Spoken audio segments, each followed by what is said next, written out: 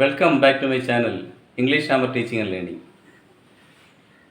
നമ്മൾ a very old man with enormous wings എന്ന short സ്റ്റോറിയിലെ ചോദ്യം അതിൻ്റെ ഉത്തരങ്ങളാണ് പഠിച്ചുകൊണ്ടിരിക്കുന്നത്.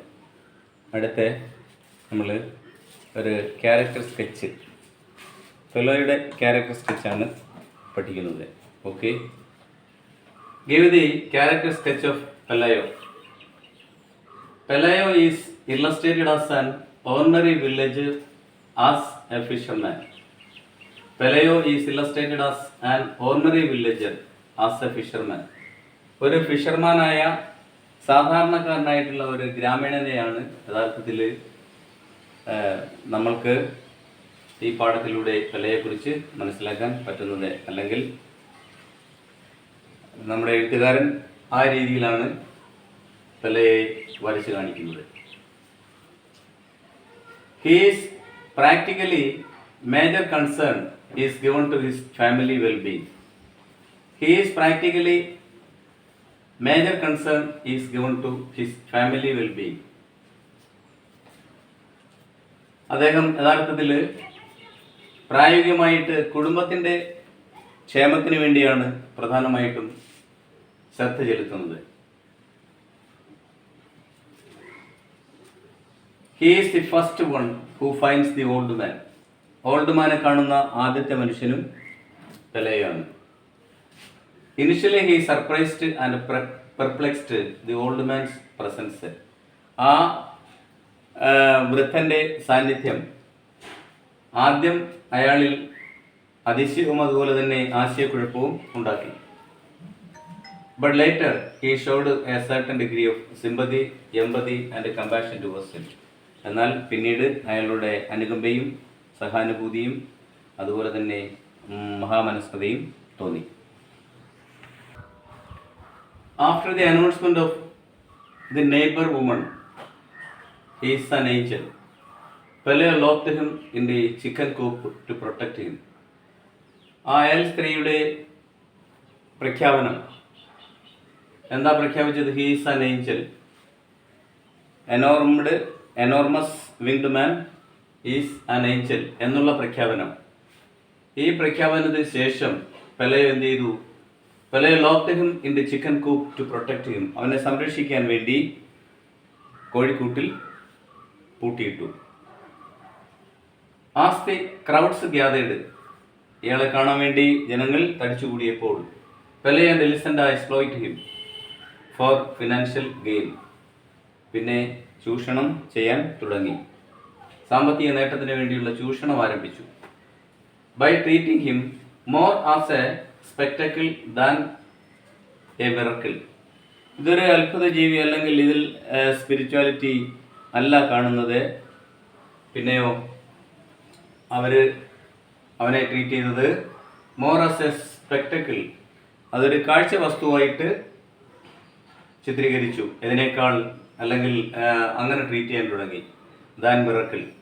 Ultimately Pelayo embodies a blend of practicality to touch of ഓപ്പർച്യൂണിസം.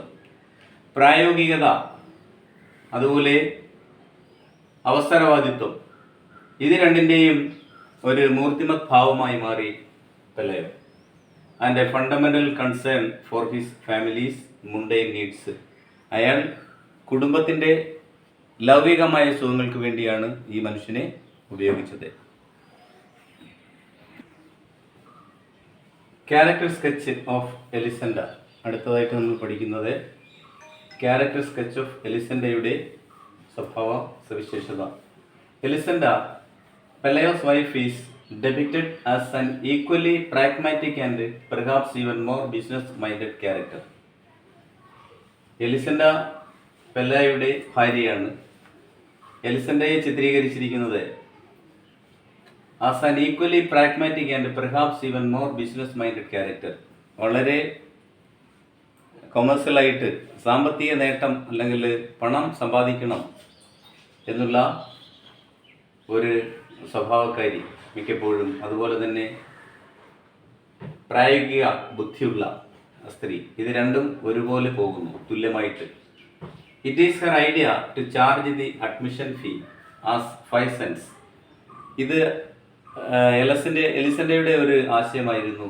നമുക്ക് ആളുകൾ കൂടുന്നതനുസരിച്ച് സാമ്പത്തിക നേട്ടം ഉണ്ടാക്കാൻ വേണ്ടി എന്ത് ചെയ്യാം, 5 സെൻറ്റ് വീതം അഡ്മിഷൻ ഫീ ആയിട്ട് വാങ്ങിക്കാം എന്നുള്ളത്.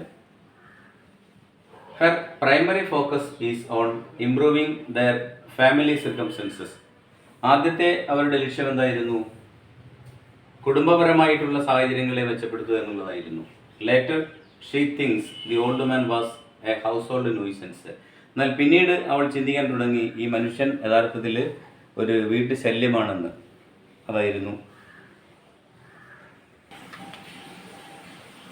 She let out a sigh of relief when she watched him pass over the last houses and remained it as a dot on the horizon of the sea. She let out a sigh. അവൾ ഒരു ദീർഘനിശ്വാസം വിട്ടു. എന്തിൻ്റെ?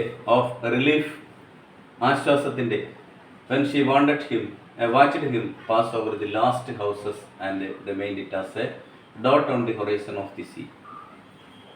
ഈ സംഭവം യഥാർത്ഥത്തിൽ അവളുടെ മനസ്സിൽ ഒരു പൊട്ട് അല്ലെങ്കിൽ ഒരു ഡോട്ട്, ഇതുപോലെ as a dot on the horizon of the sea, സമുദ്രത്തിൻ്റെ അങ്ങേയറ്റം, പടിഞ്ഞാറെ ചക്രവാളത്തിൽ സമുദ്രത്തിൻ്റെ